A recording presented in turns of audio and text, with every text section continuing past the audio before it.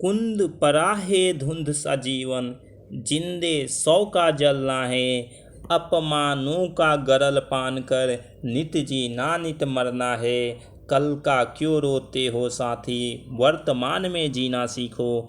इतिहास के सीने पर इतिहास भी सीना सीखो।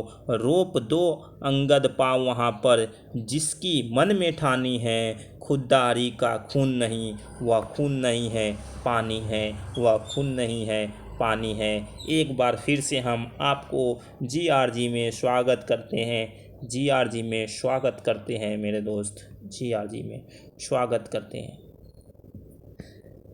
मैराथन क्लास लेकर फिर से एक बार हाजिर, मैराथन क्लास लेकर फिर से एक बार हाजिर।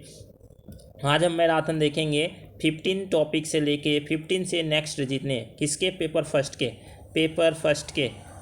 फर्स्ट के हम लोग 15 से लेकर आगे देखना है, क्योंकि हम पिछले जो मैराथन क्लास थी उसमें हम 14 टॉपिक यानी कोठारी आयोग तक हमने क्या कर लिया था, कवर कर लिया था। कोठारी आयोग तक हमने कवर कर लिया था। अब हम देखेंगे पेपर फर्स्ट के 15 नंबर टॉपिक जो 1986 के न्यू शिक्षा पॉलिसी NPE के टॉपिक हमको देखना है मेरे दोस्त। तो चलिए मेरे दोस्त हम देखते हैं अपना मैराथन क्लास।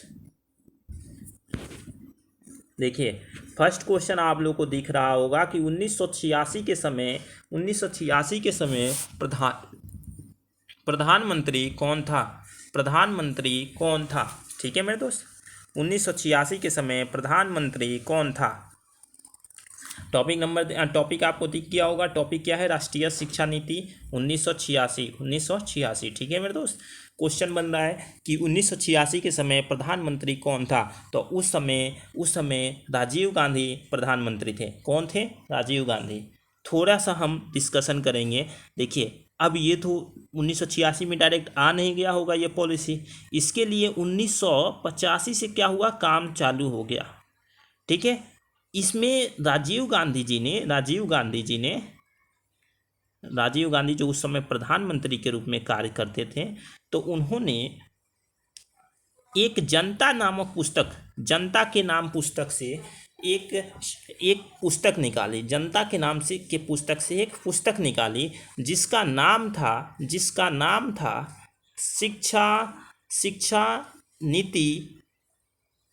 शिक्षा नीति एवं आयाम, उसकी आयाम। ठीक है मेरे दोस्त, ये एक पुस्तक का नाम था जो राजीव गांधी ने निकाले थे। कब निकाले थे, 1985 में। उसी में इसका जिक्र हुआ था। वही पुस्तक में 1986 के मतलब NPE का जिक्र किया गया था मेरे दोस्त। ठीक है, तो एक क्वेश्चन यहाँ बन गया, ये क्वेश्चन एक बन गया। नेक्स्ट क्वेश्चन देखिए, थोड़ा सा हम कर लें डिस्कशन, क्योंकि जब इसके लिए हम क्या कर रहे थे, जब हम पारित कर रहे थे, ये एक उस समय पॉलिसी बना। तो आजकल कोई भी कानून बनता है, चाहे कोई भी पॉलिसी आती है, तो सबसे पहले कहाँ हम जाते हैं, संसद में पेश किया जाता है। तो पूछ देगा कि NPE 1986 संसद में कब पेश की गई, ये भी क्वेश्चन बन सकता है मेरे दोस्त। तो 8 अगस्त 1986 को पेश की गई। ठीक है मेरे दोस्त, 1986 को पेश की गई। कब, संसद में। अब संसद के थोड़ी सी जान लें। संसद के 3 भाग होते हैं। संसद के कितने भाग होते हैं, 3। संसद के कितने भाग, 3। कौन कौन, लोकसभा, राज्यसभा, राष्ट्रपति। ठीक है मेरे दोस्त, अब आइए, ये भाग हो गए, तो इसमें पास होगा, फिर इसके बाद इसमें जाएगा, फिर राष्ट्रपति उस पर क्या करेंगे, साइन लगाएंगे, तो ये पॉलिसी मान ली जाती है। या इसमें सबसे पहले गया तो फिर यहाँ से पारित हुआ, फिर यहाँ पे आया लोकसभा में, इसके भी लोग पारित किए, मतलब जो भी क्या जीते हुए लोग, नेता, सांसद बोलते हैं इनको, सांसद, और ये जो है संसद। ठीक है मेरे दोस्त, तो ये दोनों मिलके यदि पारित करते हैं और फिर राष्ट्रपति के पास भेजा जाता है किसी सदन, तो राष्ट्रपति क्या करते हैं, साइन करके उसको मतलब पॉलिसी बन जाती है। वो पॉलिसी जैसे ही राष्ट्रपति साइन करेंगे वो पॉलिसी क्या हो जाती है, बन जाती है मेरे दोस्त। तो ध्यान रखिएगा, कब प्रस्तुत किया गया, तो 8 अगस्त 1986 को संसद में प्रस्तुत किया गया। इसके टोटल 12 अध्याय थे। कितने अध्याय थे, 12 अध्याय। ठीक है मेरे दोस्त, कितने अध्याय थे, 12। नेक्स्ट क्वेश्चन देखिए, ऑपरेशन ब्लैक बोर्ड का सुझाव दिया गया। तो ऑपरेशन ब्लैक बोर्ड का 1986 के नीति के तहत दिया गया। अब इसका क्या मतलब, ऑपरेशन ब्लैक बोर्ड मतलब क्या था? TLM टीचिंग लर्निंग मटेरियल, ठीक है मेरे दोस्त, मतलब सबसे ज़्यादा से ज़्यादा स्कूलों को क्या किया जाए? प्रोवाइड कराया जाए, ठीक है, तथा बच्चों को स्कूल से जोड़ा जाए, बच्चों को स्कूल से जोड़ा जाए। इसलिए यह ऑपरेशन ब्लैक बोर्ड का सुझाव इसी शिक्षा नीति के तहत आया। अब आ जाइए, ये तो इस नीति के तहत आ गया, लेकिन लागू कब किया गया? लागू कब किया गया मेरे दोस्त? लागू तो ये ऑपरेशन ब्लैक बोर्ड 1987 में क्या कर दिया गया? आ गया अस्तित्व में, ठीक है मेरे दोस्त। इसमें तो सुझाव दिया गया था, लेकिन अस्तित्व में कब आ गया? 1987 में। यानी इसका ये नंबर राइट आंसर हो जाएगा, क्योंकि ये सुझाव पूछा था। चलिए नेक्स्ट क्वेश्चन देखते हैं। 1986 के अंतर्गत पहली बात की गई थी। किसकी बात की गई थी? तो प्राइमरी शिक्षा के, ये तो बहुत पहले से आ रहा है, तो इसको हटा दीजिए। माध्यमिक शिक्षा भी बहुत पहले से आ रहा है। कंप्यूटर शिक्षा, देख रहे हैं, ये ऑप्शन काट के भी आंसर लगा सकते हैं, बी नंबर। कंप्यूटर शिक्षा की सबसे पहले बात 1986 में शिक्षा नीति NPE के तहत क्या की गई? बात की गई थी, इसके कारण राजीव गांधी को क्या बहुत अवहेलना भी झेलना पड़ा इसको, क्योंकि उस समय कंप्यूटर के उतना मतलब संसाधन नहीं थे। संसाधन नहीं होने के कारण इसके लोग विरोध करते थे कि कंप्यूटर शिक्षा होकर क्या करेगी। लेकिन ध्यान रखिए मेरे दोस्त, राजीव गांधी जी ने सबसे पहले 1986 में ही कंप्यूटर शिक्षा पे क्या कर दिया? जोर दे दिया था मेरे दोस्त। अब आइए नेक्स्ट क्वेश्चन देखिए। 1986 का मुख्य योगदान रहा, मुख्य योगदान क्या रहा? देखिए, ओपन विश्वविद्यालय। अभी ये 1986 के तहत ओपन विश्वविद्यालय भी खोले गए, ठीक है। NVS जवाहर नवोदय विद्यालय NVS इनके योगदान से ही आया। अब देखिए, राजीव गांधी का कहना था कि हर जिले में एक क्या होना चाहिए? NVS होना चाहिए। जवाहरलाल नवोदय विद्यालय होना चाहिए। तो एक क्वेश्चन यहाँ से बन सकता है कि किसके शासनकाल में, चाहे किस प्रधानमंत्री के शासनकाल में सबसे ज़्यादा NVS की स्थापना हुई? तो मेरे दोस्त इसका आंसर हो जाएगा राजीव गांधी, ठीक है मेरे दोस्त। क्या आंसर हो जाएगा? राजीव गांधी। तो NVS सबसे ज़्यादा जो था राजीव गांधी के काल में हुआ, और हर जिले में एक NVS की स्थापना हुई। इससे अब कुछ क्वेश्चन की NVS में बच्चों को एडमिशन कैसे लिया जाता है।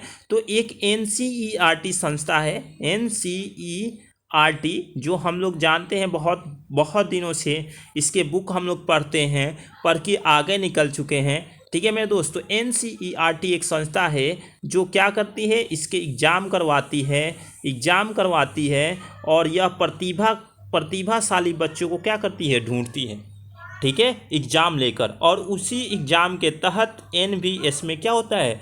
एडमिशन होता है। NVS में क्या होता है? एडमिशन होता है। तो क्या ये कुछ ऐसे हैं? तो देखिए, इसमें क्या हो रहा था कि 75% जो हैं ग्रामीण के मेधावी बच्चे, ग्रामीण मतलब गाँव के बच्चे जो मेधावी हों उनका एडमिशन होगा। 25% शहर के बच्चे जो मेधावी हैं उनका एडमिशन होगा मेरे दोस्त। इस तहत से उन्होंने हर ज़िले में एक NVS की स्थापना की, ठीक है मेरे दोस्त। अब आइए थोड़ा सा आगे चलते हैं मेरे दोस्त। आप तो समझ गए कि सबसे ज़्यादा NVS की स्थापना किस काल में हुई? तो राजीव गांधी के काल में। अब आइए राष्ट्रीय शिक्षा नीति, ठीक है मेरे दोस्त। 1986 की समीक्षा की, 1986 की मतलब 1986 की क्या की? समीक्षा की मेरे दोस्त। तो देखिए, राम मूर्ति समिति कब की थी? 1990 में, ठीक है। जनार्दन समिति कब की थी? 1991 में। यशपाल समिति 1992 से लेके 1993 तक, ठीक है। यशपाल समिति ने इनकी समीक्षा की, यानी सभी लोगों ने इनका क्या किया? समीक्षा किया। इस शिक्षा नीति के सभी लोग समीक्षा किए। अब आइए RNS। अब देखिए, RNS हो, NPE हो, लेकिन लगा होना चाहिए क्या? 1986। तो इसका मतलब यही है, 1986 लग गया तो यही नीति है मेरे दोस्त, यही नीति। ठीक है, तो इसका काम क्या था, तो राष्ट्रीय पाठ्यक्रम का क्या करना, विकास करना, ये भी था। भाषा का विकास करना, ये भी था। शिक्षा का सम्मान अवसर देना, ये भी था। यानी डी नंबर राइट आंसर हो जाएगा मेरे दोस्त, डी नंबर राइट आंसर हो जाएंगे। ठीक है, अब आइए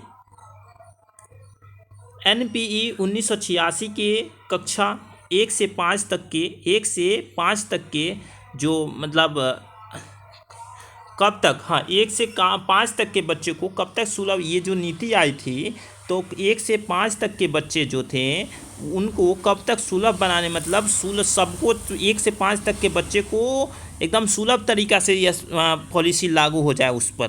ठीक है, वो कब तक, तो मेरे दोस्त उसका आंसर था 1990 में, मतलब 4 साल तक के बाद ये क्या हो जाए, प्राथमिक शिक्षा में सुलभ रूप से काम करने लगे। प्राथमिक शिक्षा मतलब 1 से 5 तक के वर्ग में, 1 से 5 तक के वर्ग में यह सुलभ रूप से कार्य करने लगे। ठीक है मेरे दोस्त, डाइट्स की स्थापना मेरे दोस्त, तो आरएनएस 1986 राइट आंसर हो जाएगा मेरे दोस्त, आरएनएस 1986। इसी में डाइट्स की स्थापना भी हुई थी मेरे दोस्त, डाइट्स की स्थापना इसी में हुआ था। ठीक है, नेक्स्ट क्वेश्चन देखिए,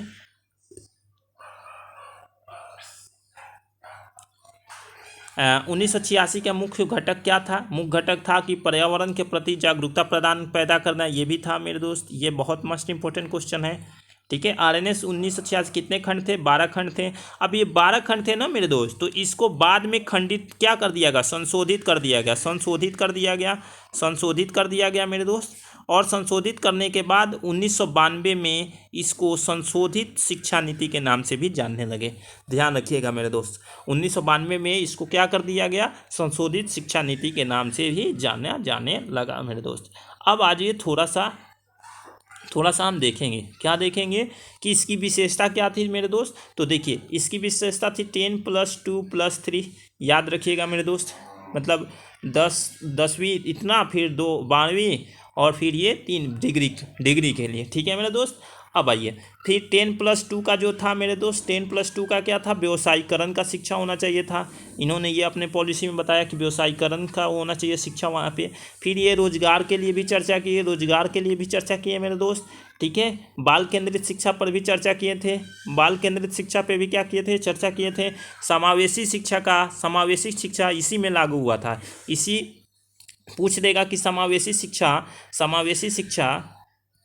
ठीक है मेरे दोस्त, पूछ देगा कि समावेशी शिक्षा जो था, क्यों पतला चल रहा है, हाँ समावेशी शिक्षा जो था वो कब लागू हुआ, चाहे किस पॉलिसी के अंतर्गत लागू हुआ, तो 1986 की पॉलिसी एनपीई से। ठीक है मेरे दोस्त, कब से, एनपीई से क्या हुआ, लागू हुआ मेरे दोस्त। चलिए नेक्स्ट क्वेश्चन देखते हैं। ठीक है, इतना हो गया मेरे दोस्त। अब बाद में इसको क्या मिल गया, 1 अप्रैल 2002 में इसको सर्व शिक्षा सम्मेलन मतलब SSA सर्व शिक्षा अभियान में क्या कर दिया गया, जोड़ लिया गया। बाद में इसको सर्व शिक्षा अभियान में कब जोड़ लिया गया मेरे दोस्त। एक क्वेश्चन ये भी पूछ सकता है मेरे दोस्त कि राष्ट्रीय शिक्षा नीति कैसा कार्यक्रम था, तो ये एक राष्ट्रीय कार्यक्रम था मेरे दोस्त, राष्ट्रीय कार्यक्रम। कैसा कार्यक्रम था, राष्ट्रीय कार्यक्रम। तो एग्जामिनर कहीं से क्वेश्चन ढूंढेगा, यदि बाहर से बनाता है तब की मैं बात बताता हूँ। ऐसे सिलेबस तो हम लोग को PDF में कवर है ही है, लेकिन बाहर से क्वेश्चन बना दे तो उसके लिए मुझे थोड़ा सा मेहनत करना पड़ेगा, या आप लोग को थोड़ा सा मेहनत करना पड़ेगा। ठीक है मेरे दोस्त, तो चलिए देखते हैं हम नेक्स्ट टॉपिक हमारा हो जाएगा स्कूल शिक्षा मतलब NCF 2005 इसके टॉपिक हमें कवर करना है। ठीक है मेरे दोस्त, तो चलिए स्टार्ट करते हैं। सबसे पहले यहाँ से एक क्वेश्चन बन सकता है, सबसे पहले कि NCF का फुल फॉर्म क्या होगा, NCF का फुल फॉर्म क्या होगा मेरे दोस्त। तो इसको नेशनल करिकुलम फ्रॉम वर्क बोलेंगे, करिकुलम फ्रॉम वर्क। ठीक है, NCF का फुल फॉर्म क्या होता है, नेशनल करिकुलम फ्रॉम वर्क। ठीक है मेरे दोस्त, ध्यान रखिएगा, एक क्वेश्चन ये बन सकता है। फिर पूछ सकता है कि एनसीएफ जो मैं थोड़ा सा डिस्कशन कर रहा हूँ आप लोग के साथ, तो ये बहुत इंपॉर्टेंट क्वेश्चन को मैं डिस्कशन कर रहा हूँ। आप लोग क्या करिएगा कि इसको एक कॉपी ले लीजिएगा और उसमें नोट कर दे चलिएगा मेरे दोस्त, ठीक है। एनसीएफ 2005, एनसीएफ 2005 का प्रमुख सूत्र था, क्या प्रमुख सूत्र था मेरे दोस्त? तो बोल रहा था विदाउट वेट लर्निंग, मतलब बिना भार का अधिगम, चाहे बिना भार का शिक्षा, ठीक है मेरे दोस्त। इसका एक प्रमुख सूत्र था, ठीक है मेरे दोस्त। अब आओ थोड़ा देखिए, ये सब बाहर के क्वेश्चन यदि बने तब की मैं बात बता रहा हूँ, ऐसे टॉपिक तो कवर है ही है पीडीएफ में, ठीक है। एनसीएफ 2005 के रविंद्रनाथ टैगोर के किस निबंध से होती है? एनसीएफ 2005 रविंद्रनाथ टैगोर के किस निबंध से होती है? ये क्वेश्चन यहाँ से बन जाएगा, तो इसका आंसर हो जाएगा सभ्यता और प्रगति। इनका एक ये निबंध था, उसी में इनका एनसीएफ 2005 का क्या किया गया था? जिक्र किया गया था, ठीक है मेरे दोस्त, जिक्र किया गया था। अब देखिए एक और आ जाएगा एनसीएफ, ये सब इंपॉर्टेंट क्वेश्चन मेरे दोस्त, मैं जो बोल रहा हूँ इसमें सारे इंपॉर्टेंट क्वेश्चन हो रहे हैं। रिकॉर्ड चल रहा है, हाँ 2 बार बंद हो गया था आज भी, ठीक है। तो अभी किसकी अध्यक्षता में विद्वान की एनसीएफ 2005 तैयार किया गया? अब यहाँ से क्वेश्चन कर दिया जाएगा, किसकी अध्यक्षता में विद्वानों ने एनसीएफ 2005 तैयार किया, ठीक है मेरे दोस्त। तो इसका आंसर जो हो जाएगा मेरे दोस्त, वो हो जाएगा प्रोफेसर यशपाल, ठीक है मेरे दोस्त, यशपाल। आप लोग कॉपी में ज़रूर ये सब नोट करेंगे मेरे दोस्त, ये सब बाहर के क्वेश्चन हैं जो आपके सिलेबस में पूछा भी जा सकता है, ठीक है। तो अभी हमने जाना कि एनसीएफ का फुल फॉर्म क्या होता है, एनसीएफ के प्रमुख सूत्र क्या था, फिर अभी हमने देखा कि एनसीएफ के अध्यक्ष किसकी अध्यक्षता में एनसीएफ 2005 तैयार किया गया। अब आ जाइए कि किस मंत्रालय के पहल से एनसीएफ 2000, किस मंत्रालय पूछा है, कौन से मंत्रालय के पहल से क्या किया गया? एनसीएफ 2000 तैयार किया गया। देखिए क्वेश्चन बहुत घुमा फिरा के भी क्वेश्चन कर सकता है, किस मंत्रालय के। अब ऑप्शन में डाल देगा खेल मंत्रालय, वित्त मंत्रालय, मानव संसाधन मंत्रालय, तो आपको मानव संसाधन मंत्रालय राइट आंसर हो जाएगा मेरे दोस्त, ठीक है।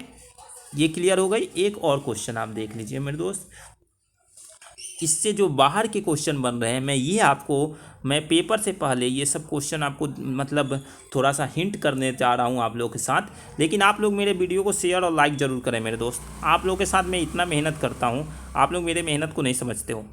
शेयर करो मेरे दोस्त, शेयर करो क्लास में। क्लास में क्या करना है, ग्रुप में सभी को होता ही है, कॉलेज के ग्रुप में एक बार लिंक उठाओगे, पेस्ट कर दिए वहाँ पे यार, पूरे शेयर हो जाएंगे, सभी बच्चे के पास पहुँच जाएंगे। चलो मेरे दोस्त देखते हैं, विद्यालय शिक्षा का अब तक का नवीनतम राष्ट्रीय दस्तावेज कौन सा है? क्वेश्चन यहाँ से बन सकता है कि विद्यालय शिक्षा का अब तक का, लिखते चलिएगा, विद्यालय शिक्षा का अब तक का राष्ट्रीय नवीनतम दस्तावेज कौन सा है? राष्ट्रीय नवीनतम दस्तावेज कौन सा है? तो मेरे दोस्त एनसीएफ 2005, एनसीएफ 2005 मेरे दोस्त, एनसीएफ 2005। तो मुझे लग रहा था कि ये क्वेश्चन भी बाहर से आ सकते हैं, इसलिए मैंने आप लोग को यह कराया है मेरे दोस्त। चलिए नेक्स्ट क्वेश्चन देखते हैं, ये संभावित प्रश्न होते हैं मेरे दोस्त। क्वेश्चन देखते हैं क्या है, एनसीएफ का फुल फॉर्म का कमेंट करके आंसर बताएं क्या होगा। ये देखिए क्वेश्चन, स्कूल शिक्षा हेतु राष्ट्रीय पाठ्यक्रम रूपरेखा 2005 की रूपरेखा थी, मतलब ये तो टॉपिक का नाम हो गया, स्कूल शिक्षा हेतु राष्ट्रीय पाठ्यक्रम रूपरेखा 2005। ये टॉपिक क्वेश्चन नंबर 1 देखिए कि राष्ट्रीय पाठ्यक्रम की रूप 2005 का उद्धरण निम्न में से किससे होता है? तो मैंने दोस्त अभी ने बताया क्या बताया? रविंद्रनाथ का एक निबंध था, सभ्यता और प्रगति, तो इसी से होता है मेरे दोस्त। मिल गया आपको? देखिए क्वेश्चन, देखिए आपको मिलते जाएगा। डीपली पढ़ा जाता है मेरे दोस्त, तब पेपर या पीडीएफ सेट किया जाता है। ठीक है, राष्ट्रीय पाठ्यक्रम 2005 के दिशा निर्देश के अंतर्गत आता है। किसके दिशा में? तो ज्ञान को स्कूल के बाहरी जीवन से जोड़ना, ये सही है। पढ़ाई रटन प्रणाली से मुक्त हो, ये भी सही है। ठीक है, परीक्षा में की अपेक्षाकृत सरल करना चाहिए, ये भी सही है, यानी डी नंबर राइट आंसर। कुछ कॉमन सेंस पे भी क्वेश्चन बनेंगे। थोड़ा सा छोटा हो जा, ये क्या आ गया मेरे दोस्त? हटो भाई, ये क्या, पूरे मत हटना, तुम हटो।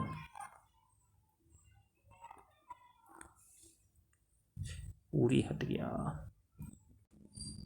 ठीक है मेरे दोस्त, हट गया था, फिर से मैंने ला दिया उस क्वेश्चन के नंबर पे। आप लोग देखिए क्वेश्चन के नंबर पर हम लोग आ चुके हैं मेरे दोस्त।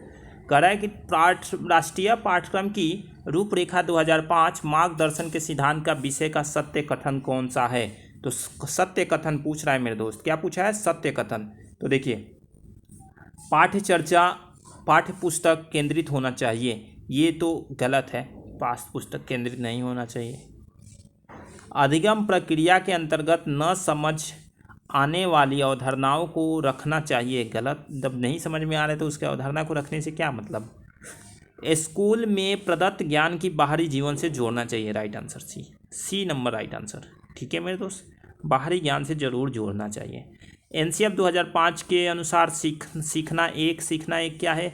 ज्ञान के निर्माण है, ज्ञान के निर्माण की प्रक्रिया है मेरे दोस्त। ज्ञान की अवरोध करने की तो है ही नहीं, और ये प्रभावित करने वाला भी नहीं है मेरे दोस्त। सीखना व्यक्ति विकास को प्रभावित करता है, ऐसा नहीं है मेरे दोस्त। ठीक है, यानी ए नंबर राइट आंसर हो जाएगा। नेक्स्ट क्वेश्चन देखिए, निम्नलिखित में से कौन सा उदाहरण बच्चों के लिए पढ़ाई के दौरान सक्रिय करता है, सक्रिय बना देता है? तो अन्वेषण, ये तो सही है। प्रश्न पूछना, ठीक है। वाद विवाद करना, ये सभी मेरे दोस्त, ये सभी क्या कर देते हैं? बच्चे को सक्रिय करते हैं मेरे दोस्त, सक्रिय करते हैं। ठीक है, नेक्स्ट क्वेश्चन देखिए, राष्ट्रीय पाठ्य चर्चा के रेखा 2005 के अनुसार बाल केंद्रित शिक्षा शास्त्र के शिक्षा को किस प्रकार नियोजित करने की आवश्यकता है? पूछा है किस प्रकार नियोजित करने की आवश्यकता है मेरे दोस्त। तो अभिरुचियों के अनुरूप, अभिरुचियों के अनुरूप। आर्थिक के अनुरूप गलत हो जा रहेगा, आर्थिक से कोई आवश्यकता पड़ेगा नहीं मेरे दोस्त, फिर तो गरीब बच्चे का जो होगा शिक्षा मिलेगा ही नहीं, आर्थिक रूप से अनुरूप करेंगे तो हम। ठीक है, सामाजिक के अनुरूप ये भी ज़रूरत नहीं है, किसके? अभिरुचि के अनुरूप होना चाहिए, जिसमें बच्चा का अभिरुचि हो मेरे दोस्त, उसी पर केंद्रित होना चाहिए मेरे दोस्त। बच्चों को शारीरिक एवं मनोसामाजिक विकास के लिए निम्न में से क्या जरूरी है? क्या जरूरी है मेरे दोस्त? तो योग, औपचारिकता, अनौपचारिकता, यानी डी नंबर, सभी डी नंबर राइट आंसर। 2005 के अनुसार कक्षा में शिक्षक की भूमिका होनी चाहिए, कैसी होनी चाहिए? एक उत्प्रेरक के रूप में, एक उत्प्रेरक के रूप में। 2005 के अनुसार बच्चों के आकलन का सही तरीका है, सही तरीका क्या है मेरे दोस्त? दैनिक गतिविधियाँ, दैनिक गतिविधि करिएगा तो बच्चे को क्या कर पाइएगा? आकलन कर सकते हैं। कौन कहता है? नेशनल करिकुलम फ्रॉम वर्क कहता है 2005 वाला। ये फुल फॉर्म था, आप लोग याद रखिएगा मेरे दोस्त। हो सकता है इजी से इजी क्वेश्चन बनाने के चक्कर में कुछ आ जाए, इसलिए थोड़ा सा आप लोग ध्यान रखिएगा मेरे दोस्त, और सेल्फ स्टडी ज़्यादा ध्यान करिएगा, ज़्यादा सेल्फ स्टडी क्वेश्चन बनाइए। यदि क्वेश्चन नहीं समझ आ रहा है किसी टॉपिक से तो मेरा वीडियो देखिए, टॉपिक वाइज बन ही रहा है मेरे दोस्त। ठीक है, एनसीएफ 2005 का किस उद्देश्य था मेरे दोस्त? तो रटने पर बल, ये तो गलत था, उद्देश्य था नहीं इसका। क्या रटने पर बल का कोई, हाँ देखिए, शिक्षा बोझ के साथ, ये भी नहीं। इसमें क्या था? शिक्षा कैसा होना चाहिए? बिना बोझ का होना चाहिए, यानी शिक्षा बिना बोझ के। सी नंबर राइट आंसर हो गया मेरे दोस्त, सी नंबर राइट आंसर। देख लें थोड़ा और कोई क्वेश्चन छूटा तो नहीं, इससे क्वेश्चन शायद छूट गया था। इसका भी, ये भी वो, ये जो पॉलिसी थी 2005 वाली, एनसीएफ 2005 वाली, इसमें भी बोला गया क्या कि मातृभाषा में शिक्षा होना चाहिए, मातृभाषा में। ठीक है, मातृभाषा में, मदर टंग में क्या होना चाहिए? शिक्षा होना चाहिए मेरे दोस्त। ठीक है, मदर टंग में। और ये एक नेता के रूप में कार्य नहीं होना चाहिए, ये क्वेश्चन जो छूट नहीं रहा, चलिए हाँ, एक क्वेश्चन है कि राष्ट्रीय पाठ चर्चा के रूपरेखा 2005 के अनुसार कक्षा में शिक्षक की भूमिका होनी चाहिए। पूछा है कि कक्षा में शिक्षक की भूमिका क्या होना चाहिए, मतलब एनसीएफ 2005 के अनुसार, ये नोट कर लीजिएगा, एनसीएफ 2005 के अनुसार कक्षा में शिक्षक की भूमिका होनी चाहिए। तो ये क्वेश्चन हो चुका है क्या, एक उत्प्रेरक के रूप में हो गया है मेरे दोस्त, रहने दीजिए। चलिए नेक्स्ट क्वेश्चन देखते हैं। नेक्स्ट क्वेश्चन, क्या सामूहिक निर्णय है क्या, कोई क्वेश्चन हाँ रह गया है, आपको बता देते हैं कि विवेचनात्मक शिक्षा शास्त्र, लिख लीजिएगा, ये क्वेश्चन शायद नहीं इसमें नोट हुआ है।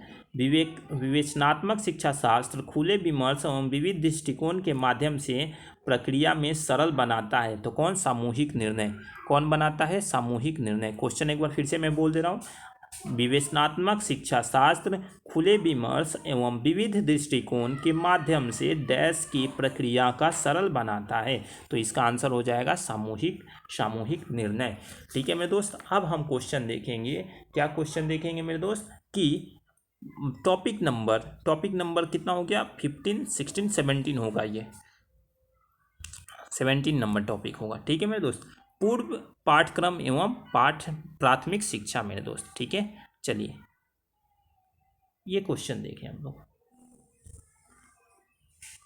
हमारा प्राथमिक शिक्षा का पाठ्यक्रम कैसा होना चाहिए, ये बहुत इंपॉर्टेंट क्वेश्चन हो रहा है मेरे दोस्त। तो संकुचित और पुराना होना नहीं चाहिए, संकुचित और नया होना चाहिए, मतलब थोड़ा छोटा होना चाहिए। और सॉरी क्वेश्चन मैंने गलत पढ़ा। क्या करा है कि हमारा पाठ्यक्रम, प्राथमिक शिक्षा का पाठ्यक्रम कैसा था पूछा है मेरे दोस्त। तो संकुचित था और पुराना था मेरे दोस्त। ठीक है, नेक्स्ट क्वेश्चन देखिए, प्राथमिक शिक्षा के पाठ्यक्रम के दोष हैं मेरे दोस्त। दोष पूछा है तो देखिए, ये संकुचित रखने पर बल देता था, ये तो सही है, दोष हो ही रहा है। आप लोग भी देखिए, दोष हो ही रहा है। केवल साहित्य था, ये भी दोष है। सैद्धांतिक था, ये भी दोष है, यानी डी नंबर राइट आंसर। ये सभी क्या थे, दोष थे। किसके, प्राथमिक शिक्षा के।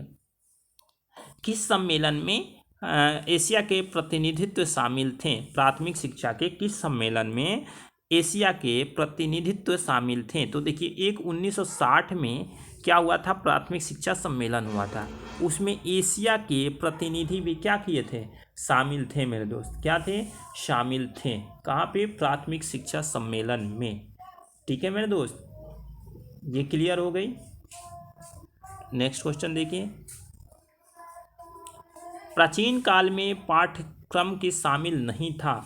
क्या नहीं शामिल था प्राचीन काल में, मतलब पुराने काल में क्या नहीं शामिल था मेरे दोस्त। तो उस समय गणित की शिक्षा नहीं शामिल की गई थी। प्राचीन काल में, सबसे प्राचीन काल की बात हो रही है। एडम ने कब प्राथमिक शिक्षा को लेकर प्रतिवेदन दिया मेरे दोस्त।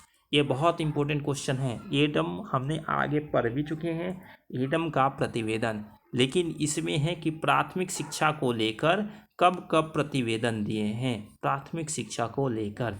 तो 1935, 1936, 1939, गलत पढ़ रहे हैं क्या, 1835 है, 1835, 1836, 1839, 39 होना चाहिए मेरे दोस्त, 39। ठीक है, याद रखिएगा, 40 नहीं, 39, 1839।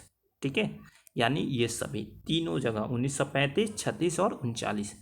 फिर 19 पढ़ रहे हैं, 18, ध्यान रखिएगा मेरे दोस्त, कितने, 1835, 1836, 1839।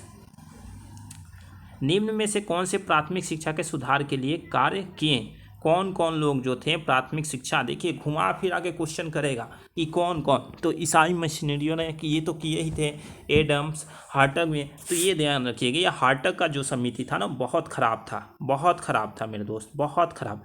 क्यों ख़राब था, क्योंकि ये बोल रहे थे कि जो गाँव के लोग हैं, गाँव के लोग, उनको शिक्षा नहीं देना चाहिए, प्राथमिक स्तर पर ही शिक्षा देना चाहिए। ठीक है, उच्च शिक्षा इन लोगों को नहीं देना चाहिए। और जो शहर के लोग हैं ना, चाहे जो थोड़ा सा उच्च कुल के लोग हैं ना, उनको क्या करना चाहिए, शिक्षा देना चाहिए, उच्च शिक्षा। ये प्राथमिक शिक्षा के लिए ये भी कह रहे थे, किसमें, गांव की शिक्षा, लेकिन उच्च शिक्षा के लिए नहीं बोल रहे थे, उच्च शिक्षा के लिए ये नहीं सहमत हो रहे थे। और देखिए, ये इसलिए कर रहे थे ताकि ये जो शिक्षित वर्ग है, इन लोगों को मजदूरी करा सके, लेबर में काम करवा सके, इसलिए ये हार्टग जो थे, ये इन पे मतलब बोल रहे थे कि यहाँ नहीं होना चाहिए, इसलिए ये भारतीय इतिहास का सबसे घिनौना समिति इसी के नाम से जाना जाता है। यही नाम है भारतीय इतिहास का सबसे खराब समिति के। प्राथमिक शिक्षा की समस्या थी। प्राथमिक शिक्षा की समस्या कैसी थी? अनुसंधान की समस्या थी, यह जरूर थी। पाठ्यक्रम की समस्या थी, ये भी थी। आर्थिक समस्या थी, सही है, डी नंबर राइट आंसर हो जाएगा मेरे दोस्त। नेक्स्ट क्वेश्चन देखिए, प्राथमिक शिक्षा में समेकित अधिगम का तात्पर्य था। अधिगम का क्या तात्पर्य था मेरे दोस्त? तो राष्ट्रीय लक्ष्यों की प्राप्ति, शैक्षिक सुधार, सर्वतोमुखी कार्यक्रम, यानी D number right answer. D number right answer. समेकित दृष्टिकोण का अर्थ है, समेकित दृष्टिकोण का अर्थ क्या था मेरे दोस्त? शिक्षा को जीवन से जोड़ना, शिक्षा को जीवन से हटाना, शिक्षा को जीवन से अलग थलग करना। ठीक है मेरे दोस्त, तो देखिए ये हटाना तो होगा नहीं, हटा दीजिए। अलग थलग करना ये भी नहीं होगा, कोई नहीं, ये भी नहीं होगा मेरे दोस्त, यानी ए नंबर राइट आंसर। क्या था इसका? समेकित दृष्टिकोण का क्या था? लोगों को शिक्षा को मतलब शिक्षा को जीवन से जोड़ना, सभी के पास शिक्षा हो। ठीक है मेरे दोस्त, ये इसका अर्थ था। प्री प्राइमरी का शाब्दिक अर्थ है मेरे दोस्त, तो प्राथमिक शिक्षा से पहले, प्राथमिक शिक्षा से पहले मेरे दोस्त इसका अर्थ होगा। नेक्स्ट क्वेश्चन देखिए, 1883 ईस्वी में 52 गांवों में प्राथमिक शिक्षा का अभियान चलाया गया। वह अभियान किसने चलाया? अब देखिए यहाँ 3 क्वेश्चन बन सकते हैं। 1883 ईस्वी में प्राथमिक शिक्षा अभियान चलाया गया, ठीक है, ये भी बोल सकते हैं। कितने? 52 गांवों में, ये भी एक क्वेश्चन बन सकता है। अब किसने चलाया मेरे दोस्त? तो उसका नाम था नरेश सियाजी राम द्वारा, बड़ौदरा नरेश सिया राम जी द्वारा। ए नंबर राइट आंसर हो जाएगा मेरे दोस्त। याद रखिएगा, ये सब सारे क्वेश्चन जो हैं आपके टॉपिक से कवर किए गए हैं। कुछ एक्स्ट्रा क्वेश्चन बन रहे थे, हम आपको बता रहे हैं, और आगे वाले वीडियो में भी हम आपको जो एक्स्ट्रा क्वेश्चन बनने की संभावना रहेगा मैं उसको भी बताते चलूँगा। ठीक है मेरे दोस्त, आप लोग का बस एक काम है, सबका मदद करना, सबका साथ, सबका विकास लेकर चलना है मेरे दोस्त। ठीक है, यानी क्लास को शेयर करना।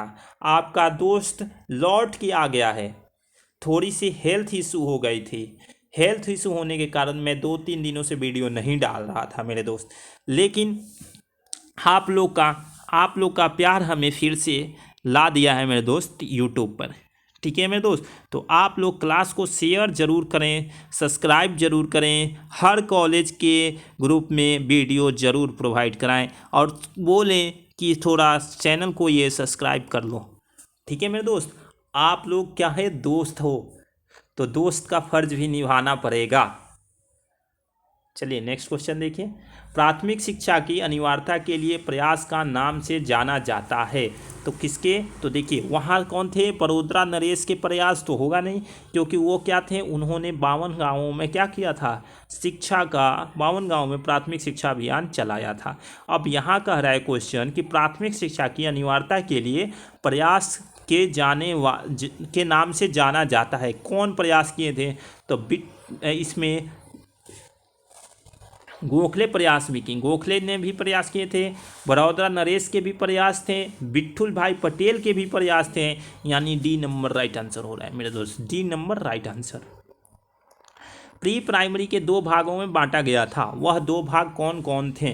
तो देखिए वो 2 भाग कौन कौन थे मेरे दोस्त? तो एक जन्म पूर्व थे और एक जन्म उत्तर थे। एक जन्म के पूर्व मतलब माँ के कोख में भी शिक्षा होता था, जैसे आप सुने होंगे किसके? अभिमन्यु की बात सुने होंगे, अर्जुन के पुत्र अभिमन्यु सुने होंगे मेरे दोस्त, जो कोख में ही था। तब तक कोख मतलब समझते हैं ना मेरे दोस्त, पेट में, माँ के पेट में, अपने माँ के पेट का। ठीक है मेरे दोस्त, तो उसी में ये क्या हुए थे? सुना हुए थे। अर्जुन बता रहे थे अपने पत्नी से कि मैंने ये दरवाजे को भेद चुके हैं, लेकिन क्या हुआ कि वो कुछ ऐसा था, अभिमन्यु ने पेट में ही उसको सुना था, और उन्होंने 7 दरवाजे तो भेद दिए थे वहाँ पे। ठीक है, ये कहानी आप लोग सुने भी होंगे, थोड़ा सा मैंने आपको हिंट कर लिया ताकि आप लोग को उसको समझ में आ जाए, यानी आपका सी नंबर राइट आंसर हो गया, सी नंबर राइट आंसर हो जाएगा। ठीक है मेरे दोस्त, 2 घंटा से बोल रहा हूँ, 1 घंटा तो रिकॉर्ड ही नहीं हो पाया था, अभी तो कुछ रिकॉर्ड हो रहा है। माध्यमिक शिक्षा आयोग आ गया मेरे दोस्त। टॉपिक माध्यमिक शिक्षा आयोग, देख लें कौन सा टॉपिक है मेरे दोस्त। ये टॉपिक नंबर 18 हो जा रहा है मेरे दोस्त, ठीक है। तो माध्यमिक शिक्षा के प्रमुख प्रयास थे, कौन कौन थे प्रयास मेरे दोस्त थे, कौन कौन से प्रयास थे मेरे दोस्त। तो प्रबंधन एवं प्रशासन की समस्या, ये भी प्रयास था। शिक्षकों का अभाव, समस्या पूछा है मैंने, गलत सही क्यों पढ़ रहा हूँ। माध्यमिक शिक्षा के प्रमुख समस्याएं थीं, समस्याएं पूछा है मेरे दोस्त। तो देखिए, प्रबंधन एवं प्रशासन की समस्या, शिक्षकों के अभाव और धनाभाव के अभाव, यानी सभी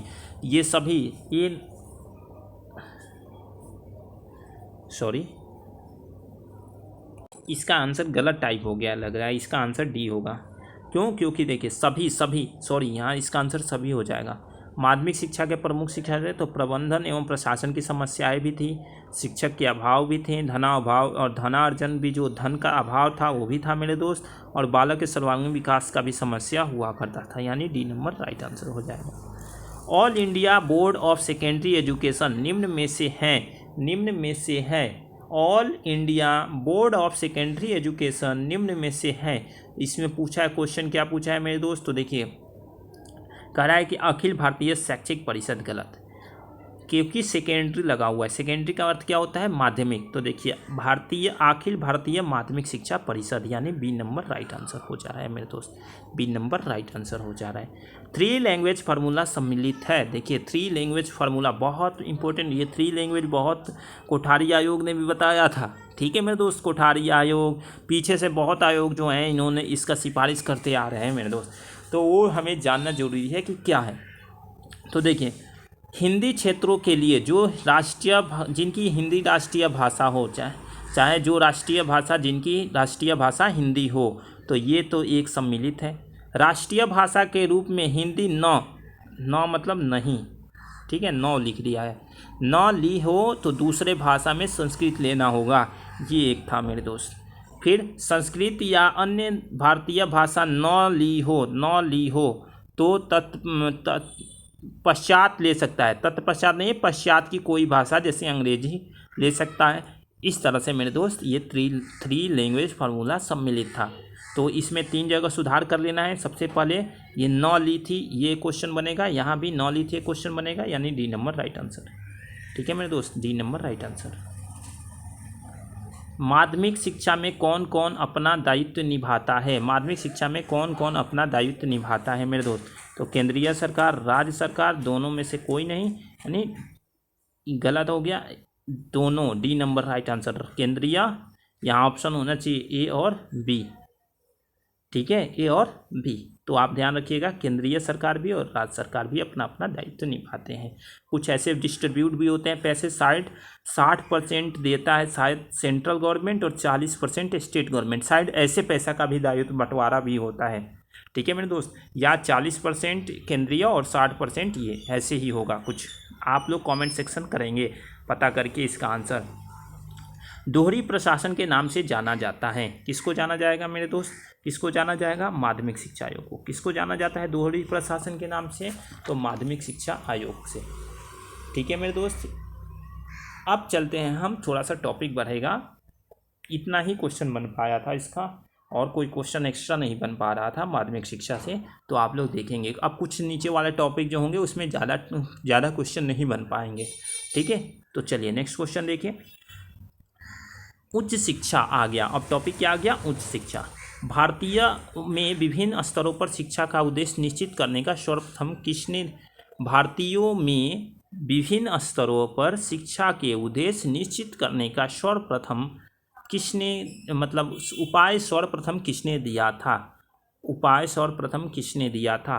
तो 1854 में वुड, 1854 में कौन दिया था? वुड, ठीक है।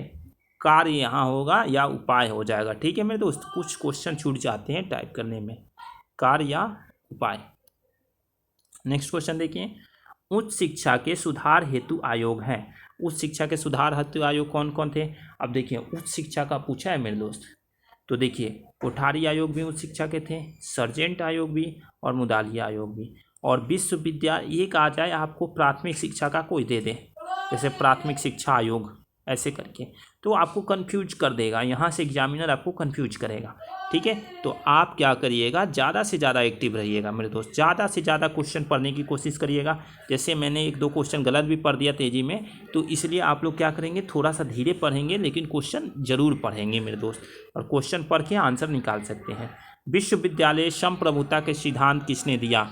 विश्वविद्यालय संप्रभुता के सिद्धांत किसने दिया मेरे दोस्त? तो देखिए मैंने बोल दिया, फिर गलत पढ़ दिया ना, यहाँ है किससे है, किससे है, मैंने बोल दिया किससे, किसने दिया। तो आप थोड़ा आराम से वहाँ क्वेश्चन करिएगा, आराम से पढ़िएगा, नो टेंशन, विदाउट टेंशन का एग्ज़ाम देना है मेरे दोस्त, क्योंकि टेंशन लेने से पेपर गड़बड़ हो जाती है, पेपर गड़बड़ हो जाती है।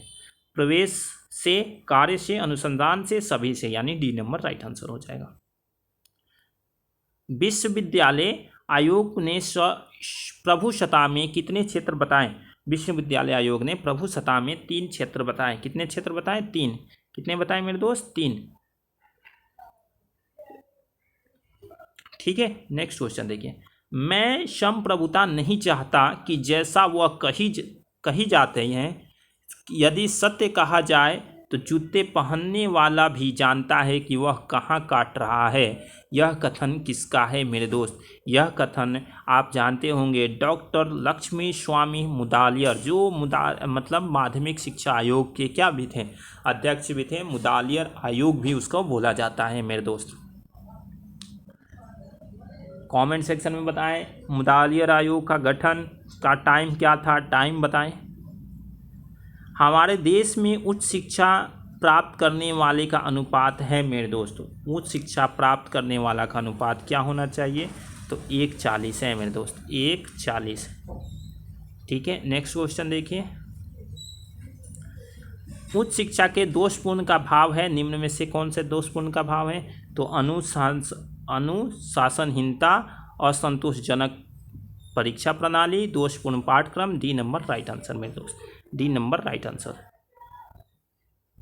उच्च शिक्षा का कार्य है, उच्च शिक्षा का कार्य क्या है? अनुसंधान करना, शिक्षा का प्रसार करना, प्रौढ़ शिक्षा का विस्तार करना, डी नंबर राइट आंसर मेरे दोस्त सभी। ठीक है, तो जो क्वेश्चन संभावित बन पाए हैं उसी क्वेश्चन को हम लोग देखे हैं मेरे दोस्त। ठीक है, अब हम अब हम कर लेते हैं अध्यापक शिक्षा, थोड़ा टॉपिक देख लेते हैं तो बताते हैं आपको कौन सी ये टॉपिक है। अध्यापक शिक्षा को हम कवर करते हैं। ठीक है मेरे दोस्त, ये टॉपिक नंबर 20 है, टॉपिक नंबर 20। ठीक है, ये टॉपिक नंबर 20 है। चलिए नेक्स्ट क्वेश्चन देखिए। किस आयोग का सुझाव था कि पीएचडी और बीएड के अध्यापकों का वेतन में वृद्धि किया जाए? मतलब जो पीएचडी करके अध्यापक बने हैं, जो बीएड करके अध्यापक बने हैं, उनकी वेतन में, तो देखिए इनमें सभी लोग, कोठारी आयोग भी थे, मुदालियर भी रिपोर्ट कर रहे थे और सर्जेंट रिपोर्ट भी, यानी डी नंबर राइट आंसर हो जाएगा बिल्कुल। और क्वेश्चन ऐसे ही घुमा फिरा कर पूछा जाएगा। सेवारत अध्यापक शिक्षा में प्रयोग की जाने वाली प्रविधि है, कौन सी प्रविधि है? तो अविनाश, सेमिनार, कार्यशाला, डी नंबर राइट आंसर सभी। ठीक है मेरे दोस्त। पहला अध्यापक शिक्षा आयोग का गठन किसकी अध्यक्षता में हुआ? किसके अध्यक्षता में हुआ? तो चट्टोपाध्याय कमीशन, चट्टोपाध्याय कमीशन। देखिए यहाँ क्या पूछा है, पहला अध्यापक शिक्षा आयोग का गठन। ठीक है मेरे दोस्त, ध्यान रखिएगा। एकीकृत अध्यापक शिक्षा कार्यक्रम को संचालित करता है, कौन संचालित करता है? क्षेत्रीय शिक्षा संस्था, क्षेत्रीय शिक्षा संस्था। किस वर्ष राष्ट्रीय अध्यापक शिक्षा परिषद अधिनियम एक्ट तैयार किया गया मेरे दोस्त? तो 1993। ध्यान रखिएगा, राष्ट्रीय अध्यापक परिषद अधिनियम। किस वर्ष राष्ट्रीय अध्यापक शिक्षा की स्थापना हुई मेरे दोस्त? किस वर्ष? तो 1973, 1973। ठीक है मेरे दोस्त। नेक्स्ट क्वेश्चन देखिए। अध्यापक शिक्षा के गांधीवादी उद्देश्य हैं, गांधीवादी उद्देश्य क्या थे मेरे दोस्त? तो देखिए क्या था, अहिंसा, सत्यता, आत्मसम्मान, आत्मज्ञान का कार्य एवं महानता पर बल, यानी ए नंबर राइट आंसर हो जाएगा। ठीक है, नेक्स्ट क्वेश्चन देखते हैं। अध्यापक शिक्षा पाठ्यक्रम का आधार था, आधार क्या था मेरे दोस्त? उद्देश्य केंद्रित होना चाहिए। कैसा होना चाहिए? उद्देश्य केंद्रित। ठीक है। कार्यरत शिक्षकों को प्रदान की जाने वाली अध्यापक शिक्षा को कहा जाता है, क्या कहा जाता है मेरे दोस्त? सेवारत अध्यापक सेवानिवृत्ति अध्यापक, यानी ए नंबर हम कहेंगे, ए नंबर सेवारत, जो क्या कर रहे हैं, कार्य प्रदान कर रहे हैं अभी, तो उसको हम सेवारत बोलेंगे। और जो रिटायर हो चुके हैं वो सेवानिवृत्त अध्यापक बोलेंगे मेरे दोस्त, ठीक है, रिटायर्ड। अध्यापक एक पवित्र कार्य है, व्यवसाय नहीं, यह किसका कथन? बहुत इंपॉर्टेंट क्वेश्चन बन रहा है इस चैप्टर से। अध्यापक एक पवित्र कार्य है, अध्यापन एक पवित्र कार्य है, व्यवसाय नहीं, यह किसका कथन है मेरे दोस्त? तो डॉक्टर राधाकृष्णन, जो भारत के उपराष्ट्रपति और द्वितीय राष्ट्रपति भी रहे हैं, और यह एक शिक्षक के पद पर सुशोभित थे, लेकिन बाद में चलकर भारत के राष्ट्रपति और उपराष्ट्रपति के पद पर भी सुशोभित हुए। अब आइए, शिक्षकों का मूल्यांकन का सर्वोत्तम तरीका है, कौन कौन सा सर्वोत्तम तरीका है? तो मंत्रियों का मूल्यांकन गलत, पैरेट का मूल्यांकन गलत, कोई नहीं। अच्छा, ऊपर एक ऑप्शन छूट गया, अधिकारी द्वारा मूल्यांकन, ये राइट नंबर है आंसर, ए नंबर राइट आंसर। विद्यालय शिक्षा के व्यापक विद्यालय की क्या पढ़ रहे हैं? अध्यापक शिक्षा के व्यापक विद्यालय की स्तुति की गई थी। अध्यापक शिक्षा के व्यापक विद्यालय की स्तुति की गई थी, किसमें की गई थी? तो कोठारी आयोग 1964 और 66 में मेरे दोस्त।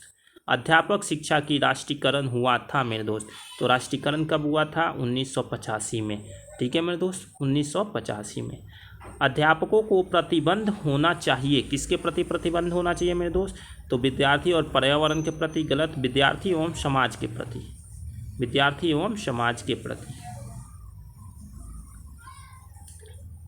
पर्यावरण हो सकता है मेरे दोस्त, लेकिन जब यहाँ एक और ऑप्शन डाल दे सभी का तब, लेकिन इसमें क्या कर रहा है, नहीं, तो उसमें से बेस्ट चुनना है मेरे दोस्त, ठीक है। अध्यापक राष्ट्र के भाग निर्णायक हैं, देखिए बहुत इंपॉर्टेंट क्वेश्चन, अध्यापक क्या है? राष्ट्र के भाग निर्णायक हैं, यह कथन किसका है? तो हुमायूं कबीर का। आप देखिएगा मेरे दोस्त, बहुत इंपॉर्टेंट क्वेश्चन देखने को मिल रहा है, शायद हमारा भी पीएम प्रौढ़ शिक्षा का कंप्लीट टॉपिक इसमें है या नहीं है, देख ले तो प्रौढ़ शिक्षा भी करा देंगे, है मेरे दोस्त, ठीक है। तो प्रौढ़ शिक्षा भी हम इसको देख लेते हैं। तो हम टॉपिक नंबर 21 देख रहे हैं अब, प्रौढ़ शिक्षा। कौन देख रहे हैं? टॉपिक नंबर कौन देख रहे हैं? 21, प्रौढ़ शिक्षा मेरे दोस्त। ये लिखता क्यों नहीं है? धीरे धीरे लिखना पड़ेगा। NLM का फुल फॉर्म है, NLM का फुल फॉर्म है तो नेशनल लिटरेचर मिशन, यानी राष्ट्रीय साक्षरता मिशन। क्या हो जाएगा? सी नंबर राइट आंसर हो जाएगा, ठीक है। पूछ सकता है मेरे दोस्त, ध्यान रखिएगा। NLM का कार्य था, क्या कार्य था मेरे दोस्त? तो 15 से 35 वर्ष के अनपढ़ लोगों को शिक्षा देना, ये भी 10 से 20 वर्ष की आयु के, ये राइट आंसर हो जाएगा। सबको पढ़ाना था 15 से 35 वर्ष, ठीक है मेरे दोस्त, ये नंबर राइट आंसर हो जाएगा। राष्ट्रीय साक्षरता मिशन की व्यवस्था की गई थी, चाहे राष्ट्रीय शिक्षा मिशन का व्यवस्थित रूप से कार्य करने लगा, क्वेश्चन क्या कर रहा है? राष्ट्रीय साक्षरता मिशन के व्यवस्थित रूप से कार्य करने लगा। कब से व्यवस्थित रूप से कार्य करने लगा मेरे दोस्त? तो 1988। प्रौढ़ शिक्षा का अन्य नाम है, क्या पूछा है? प्रौढ़ शिक्षा का अन्य नाम है, तो मेरे दोस्त सामाजिक शिक्षा, आधारभूत शिक्षा, ग्राम उपयोगी शिक्षा, जनसमूह शिक्षा, यानी ई नंबर राइट आंसर। याद रखिएगा बस ये क्वेश्चन, नाम याद रखिएगा, सामाजिक शिक्षा भी है, आधारभूत शिक्षा भी है, ग्राम उपयोगी शिक्षा भी है, जनसमूह शिक्षा भी है, यानी सभी है मेरे दोस्त। सबसे पहले प्रौढ़ शिक्षा का उद्देश्य था, क्या था मेरे दोस्त? केवल पढ़ना, केवल लिखना, गणित एवं सामाजिक। अब देखिए, उस समय उद्देश्य था कि बच्चे को थोड़ा क ख ग आ जाए लिखने के लिए, चाहे जो अनपढ़ है उनको कुछ लिखने आ जाए, कुछ पढ़ने आ जाए, और कुछ क्या कर दे, गणित का कैलकुलेशन कर ले। ये सारे उद्देश्य थे मेरे दोस्त, ये सारे उद्देश्य थे। निरक्षरता निवारण आंदोलन कब और कहाँ शुरू किया गया मेरे दोस्त?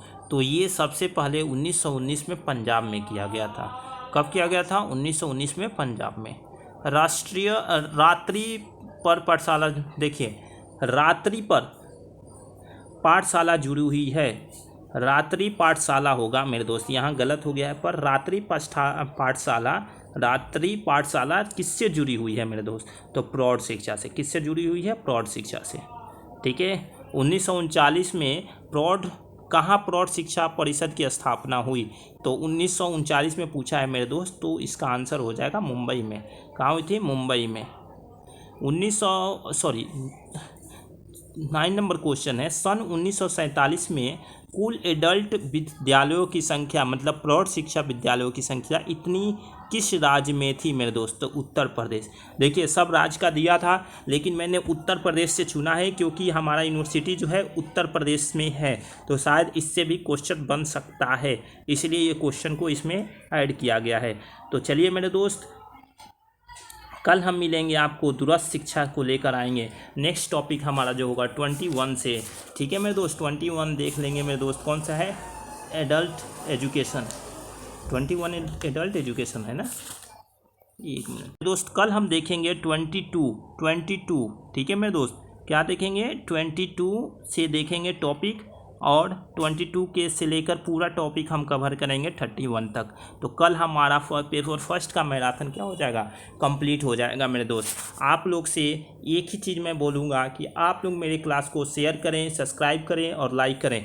आगे ये बीएड का परीक्षा दीजिए, अच्छे नंबर लाइए, और UP TET, C TET, related TET, कोई भी स्टेट का टेट या कोई भी कंपटीशन एग्ज़ाम का तैयारी करिए बिल्कुल इसी चैनल पे, वो भी शायद फ्री में शायद, अभी कंफर्म नहीं है। यदि स्टाफ लगेंगे तो आपको पेड देना पड़ेगा मेरे दोस्त। ठीक है, धन्यवाद। मिलते हैं हम अगले मैराथन क्लास में। तब तक आप लोग क्लास को शेयर और सब्सक्राइब जरूर करें मेरे दोस्त।